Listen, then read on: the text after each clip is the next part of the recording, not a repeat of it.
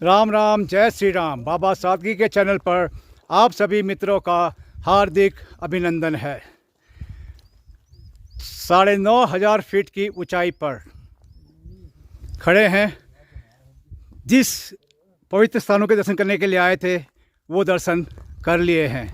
अब है नीचे जाने का समय और कल सुबह वापस दिल्ली के लिए। चलते चलते आपको एक महाभारत कालीन प्रसंग सुनाऊंगा। पांडव जब वनवास में थे, एक दिन शनि महाराज ने उन्हें आसमान से देखा, गगन से देखा, जहाँ भी आप कहेंगे, अच्छा सब सुन लीजिएगा।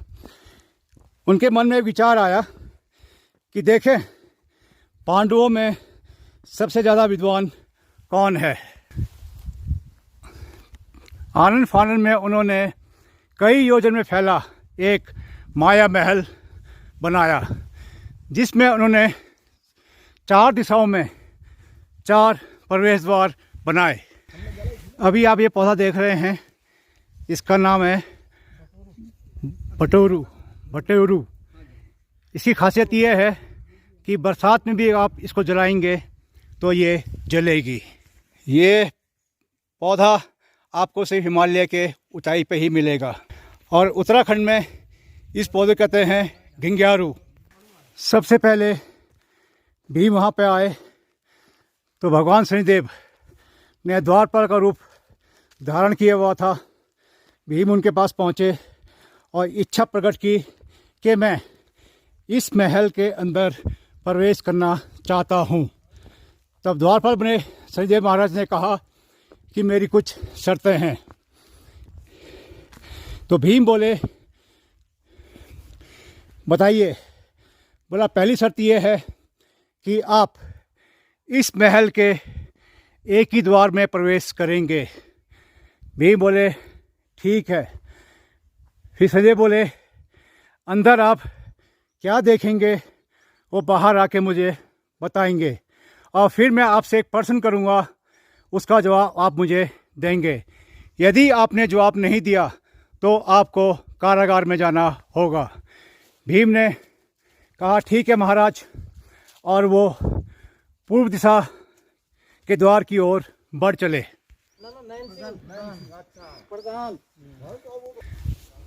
भीम ने महल में प्रवेश किया।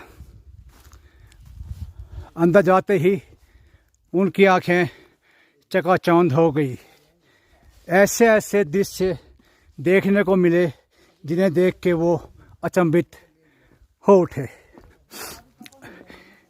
चलते रहे, एक जगह जाकर वो ठिठक गए। उन्होंने वहाँ पे एक अद्भुत दृश्य देखा। वहाँ पे 3 कुएं थे, बीच में बड़ा कुआं और 2 छोटे कुएं दाएं और बाएं। अचानक बीच वाले कुएं में पानी का उछाल आया और दोनों छोटे कुएं लबालब भर गए। थोड़ी देर बाद उन 2 छोटे कुओं में उछाल आया तो बड़ा कुआं आधा ही रह गया। यह दृश्य देखकर भीम वापस आ गए और द्वारपाल से मुलाकात हुई। शर्तों के अनुसार द्वारपाल ने प्रश्न किया कि आपने जो ये दृश्य देखा, इसका क्या अर्थ निकला। तो भीम जो है निरुत्तर हो गए, उन्हें कारागार भेज दिया। तो मित्रों, आप भी सोचिए इन 3 कुओं को के बारे में जिसका उत्तर भीम नहीं दे पाए। थोड़ी देर में अर्जुन आए। अर्जुन ने भी वही इच्छा प्रकट की और द्वारपाल ने उन्हें भी सारी शर्तें बताई और अर्जुन ने भी हाँ बोला और उन्हें पश्चिम के द्वार की ओर भेज दिया। और ये है सुनहरी यादें। और पहुंच गए वापस नागराजा। इससे यहीं से आए थे और यहीं से नीचे को प्रस्थान करेंगे। भक्तगण श्रद्धालु आने शुरू हो चुके हैं यहाँ पर। जय हो नागराजा। थोड़ी देर बाद वहाँ पे अर्जुन पहुँचे, द्वारपाल से भेंट हुई अर्जुन ने इच्छा जाहिर करी और द्वारपाल ने शर्तें बताई। द्वारपाल ने अर्जुन को पश्चिम द्वार की ओर भेज दिया। द्वार के अंदर प्रवेश कर जो नज़ारे अर्जुन ने देखे, उन्हें देख वो आश्चर्यचकित रह गए। थोड़ा आगे गए, एक दृश्य देख के वो अचंभित रह गए। अर्जुन ने देखा कि एक गाय और बछिया वहाँ पर खड़ी है। अचंभित करने वाली बात ये थी कि गाय बछिया का दूध पी रही थी। ये दृश्य देख अर्जुन वापस आए, द्वारपाल को बताया। द्वारपाल ने प्रसन्न किया। अर्जुन निरुत्तर हो गए और उन्हें कारागार जाना पड़ा। थोड़ी देर पश्चात नकुल आए। नकुल ने अपनी इच्छा प्रकट की। द्वारपाल ने शर्तें बताई। नकुल ने सहमति जताई और द्वारपाल ने उन्हें उत्तर दिशा के द्वार की ओर भेज दिया। नकुल अंदर के दृश्य देख के आश्चर्यचकित हो उठे। चलते चलते उनका ध्यान एक खास दृश्य ने आकर्षित किया। उन्होंने देखा जिस मार्ग पे वो चल रहे हैं, उस मार्ग के दोनों ओर खेत हैं। एक ज्वार का, दूसरा बाजरे का।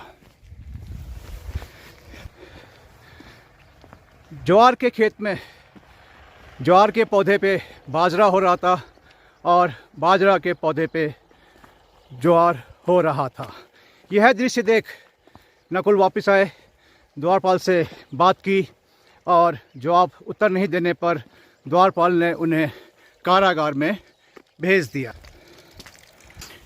कुछ देर बाद सहदेव आए, द्वारपाल से भेंट की, सहमति जताई और उसके बाद दक्षिण दिशा के द्वार की ओर बढ़ गए।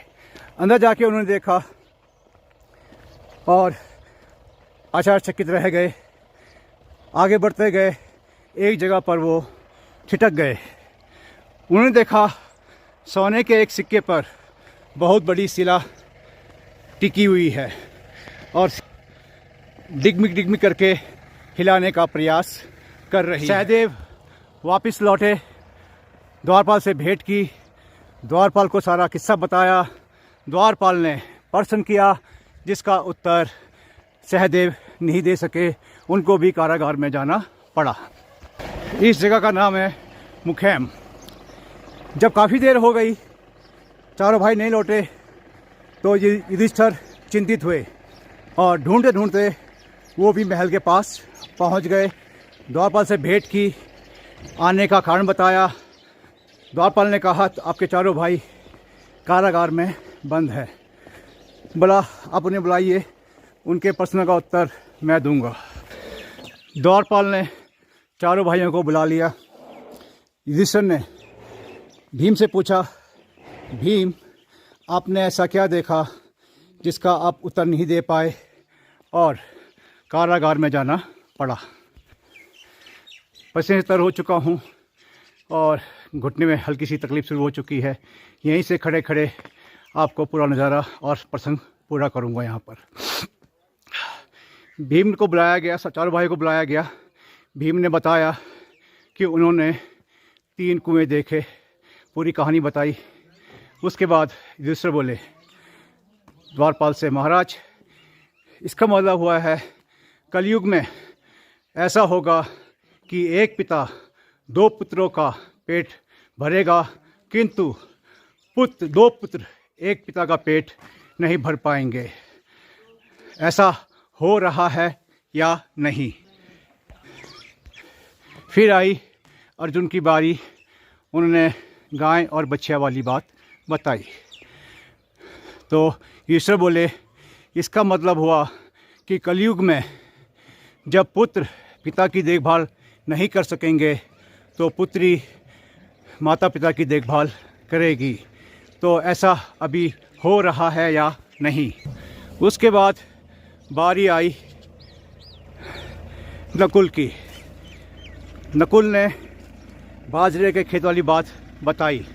तो ईश्वर बोले कलयुग में होंगे अंतर जातीय विवाह। तो मित्रों, क्या ऐसा हो रहा है या नहीं? फिर बारी आई सहदेव की, तो उन्होंने सोने के सिक्के और शिला वाली बात बताई। तो ईश्वर बोले कलयुग में झूठ सत्य को दबाने की, झुकाने की, गिराने की कोशिश करेगा, किंतु सत्य अटल रहेगा।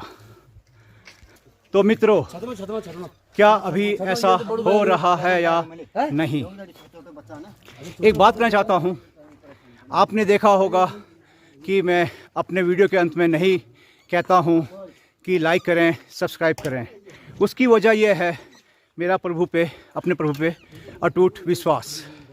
यदि सफलता मेरे भाग्य में होगी तो मुझे प्रभु का आशीर्वाद मिलेगा और मुझे सफलता मिलेगी। ये कहानी मैंने पिथौरागढ़ में भी शूट करने की कोशिश की थी, लेकिन तकनीकी कारण या मेरी गलती वो पूरी शूट नहीं कर पाया। लेकिन मेरा सौभाग्य है कि जैसा मैंने चाहा था कि इस प्रसंग को मैं उत्तराखंड में ही शूट करूं, सो यहाँ पे वो सौभाग्य मेरा पूरा हुआ। धन्यवाद।